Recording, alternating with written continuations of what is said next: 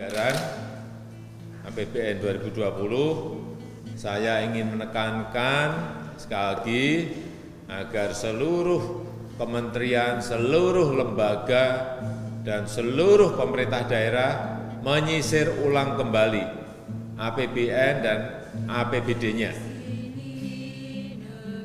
Pangkas belanja-belanja yang tidak prioritas. Sekali lagi, pangkas belanja-belanja yang tidak prioritas. Potong rencana belanja yang tidak mendesak.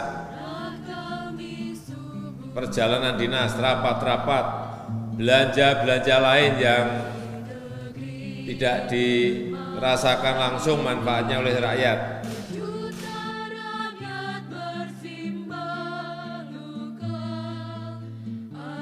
Bismillahirrahmanirrahim. Assalamualaikum warahmatullahi wabarakatuh. Selamat pagi, salam sejahtera bagi kita semuanya. Yang saya hormati Bapak Wakil Presiden, serta para menteri, para kepala lembaga, sidang kabinet paripurna pagi siang hari ini akan kita bahas mengenai refocusing dan realokasi anggaran, kemudian juga mengenai kerangka ekonomi makro dan pokok-pokok kebijakan fiskal 2021. Yang pertama terkait refocusing dan realokasi anggaran APBN 2020, saya ingin menekankan sekali lagi agar seluruh kementerian, seluruh lembaga, dan seluruh pemerintah daerah menyisir ulang kembali APBN dan APBD-nya. Pangkas belanja-belanja yang tidak prioritas. Sekali lagi, pangkas belanja-belanja yang tidak prioritas. Potong rencana belanja yang tidak mendesak. Perjalanan dinas, rapat-rapat, belanja-belanja lain yang tidak dirasakan langsung manfaatnya oleh rakyat.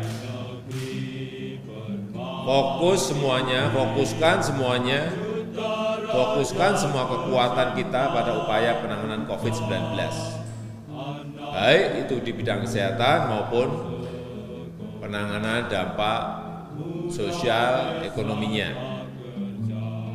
Sudah berkali-kali saya sampaikan, jangan sampai lari dari 3 prioritas yang saya sampaikan. Kesehatan, yaitu COVID-19. Yang kedua, jaring pengaman sosial. Yang ketiga, stimulus ekonomi bagi pelaku UMKM dan pelaku usaha. Kemudian yang kedua, saya melihat, setelah saya cermati, saya mencatat masih beberapa daerah yang APBD-nya business as usual. Ini saya minta Menteri Dalam Negeri, saya minta Bu Menteri Keuangan agar mereka ditegur. Ada 103 daerah yang belum menganggarkan jaring pengaman sosial, 103 daerah yang belum menganggarkan jaring pengaman sosial. Ada 140 daerah yang belum menganggarkan penanganan dampak ekonomi. Dan bahkan ada 34 daerah yang belum menyampaikan data anggaran untuk penanganan COVID-19. Artinya ada di antara kita yang masih belum memiliki respon dan belum ada feeling dalam situasi yang tidak normal ini.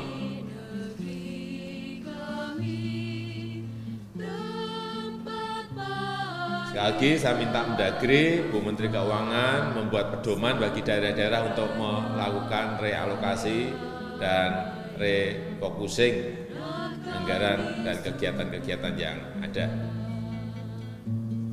Sehingga pemerintah pusat, pemerintah daerah memiliki satu visi memiliki prioritas yang sama untuk bersama-sama mengatasi penyebaran COVID-19.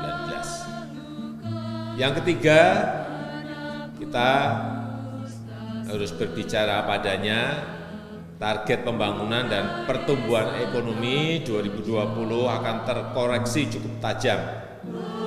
Tapi ini juga bukan hanya terjadi di negara kita, tapi di negara-negara juga sama, mengalami hal yang sama, hampir semua negara di dunia. Dan berbagai lembaga internasional, baik IMF, Bank Dunia, dan lain-lain, sudah memprediksi ekonomi global 2020 akan memasuki periode resesi. Hitung-hitungan terakhir yang saya terima bisa tumbuh negatif, ekonomi global bisa tumbuh negatif minus 2,8%. Artinya ketarik sampai ke min 6%. Oleh sebab itu kita harus menyiapkan diri dengan berbagai skenario. Kita juga tidak boleh pesimis. Kita harus tetap berikhtiar, berusaha, bekerja keras dalam upaya pemulihan baik pemulihan kesehatan maupun pemulihan ekonomi, dan insya Allah kita bisa. Yang keempat, kita harus tetap waspada akan dampak lanjutan dari COVID-19 pada ekonomi di 2021. Betul-betul tolong dihitung dengan cermat potensi, peluang, dan berbagai risiko yang ada, baik domestik maupun global. Saya ingatkan bahwa kita harus tetap fokus pada misi besar kita, yaitu reformasi struktural yang harus terus tetap berjalan. Reformasi untuk percepatan dan pemerataan pembangunan, baik itu berupa reformasi regulasi, reformasi birokrasi, reformasi dalam peningkatan produktivitas, dan juga transformasi ekonomi. Itulah misi besar kita. Dan yang terakhir, dalam rangka membendung COVID-19, saya ingin menyampaikan 6 hal yang penting. Yang pertama, pengujian sampel secara masif harus ditingkatkan. Tingkat pengujian sampel yang masif harus dilakukan dengan pelacakan yang agresif serta dengan diikuti isolasi yang ketat. Ini kepada Ketua Gugus Tugas, Menteri Kesehatan, Polri dibantu TNI, agar yang pertama yang saya sampaikan tadi betul-betul diberikan perhatian. Tingkat pengujian sampel yang masif, pelacakan yang agresif, diikuti dengan isolasi yang ketat. Kemudian yang kedua, dukungan sarana prasarana medis yang memadai termasuk dalam penggunaan teknologi, baik yang menyangkut itu untuk sensor tubuh, baik itu yang menyangkut big data, baik itu yang menyangkut IoT, baik itu yang menyangkut AI, semuanya harus kita pakai.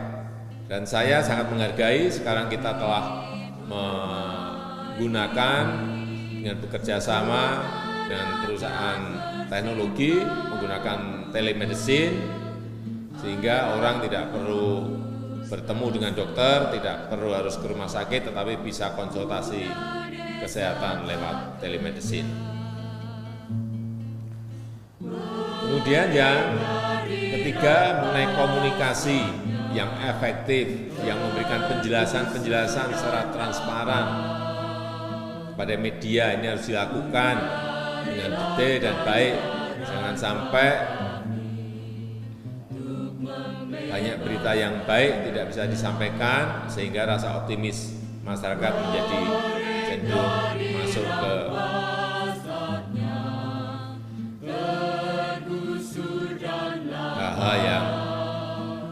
positif. Dan yang keempat, penegakan hukum dengan dukungan aparat negara. Ini juga penting dilakukan dalam hal ini sehingga betul-betul masyarakat kita memiliki kedisiplinan yang kuat untuk menghadapi ini. Dan yang kelima, titip betul ini meskipun sudah saya sampaikan berkali-kali, arus logistik jangan sampai terganggu. Baik dari pusat ke daerah maupun dari gudang-gudang logistik ke daerah-daerah. Dan yang terakhir,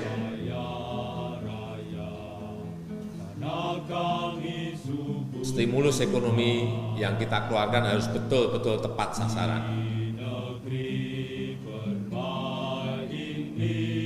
Dan semuanya kebijakan-kebijakan itu kita fokuskan kepada pemutusan rantai penyebaran COVID-19. Saya rasa itu sebagai pengantar yang bisa saya sampaikan. Terima kasih.